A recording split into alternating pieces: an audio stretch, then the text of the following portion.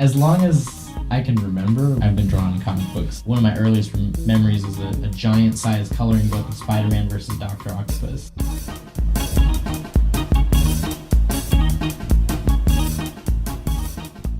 When I watch movies and I read comic books, I'm studying them as much as I'm being entertained by them.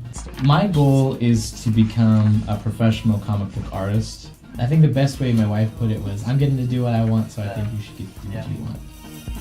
To me, art is not about telling people what to think, but it's getting them to think and to ask a question, not to answer a question for them. I'm interested in the larger universe and what goes into making it. I don't really think that there are that many other stories I'm interested in telling, I guess.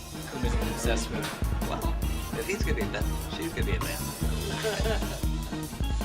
Anything that we incorporate into the story has to have some sense of possibility. We don't know half as much as we want to think we do. There's more we don't know than what we do know. Could dinosaurs potentially exist in some unexplored part of the world?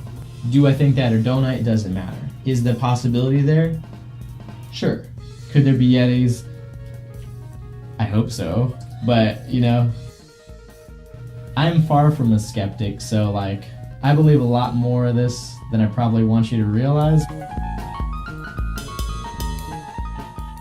I come up from a very religious background, but I've also been very interested in sciences, and I think the conflicts between the two present the questions that I end up asking for my own sake. And so I suppose that's where a lot of that comes from in the story. One of the characters that we won't use it for a while, is going to be Cain. Like, Cain and Abel Cain. This stone tablet that they find in the opening scene has the mark of Cain on the back of it. And there are going to be people who are very critical of that and think that that's blasphemous or something. There's still a few guys showing. The main character in the story, one of the major gears to his character is that he's always asking questions that you maybe don't want to know the answers to.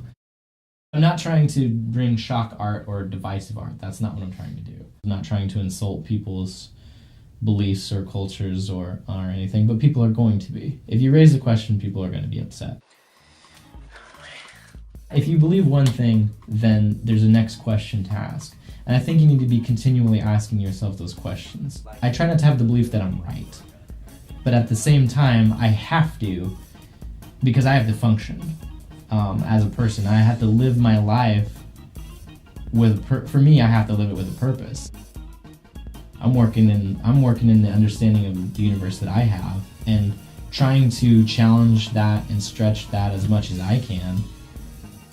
I keep ending up on the path with art. Like, I don't know what else to do. I've done a lot of other jobs, but I can't imagine myself working in those industries for years on end, and that either being something that I enjoy or something that's successful for me. So.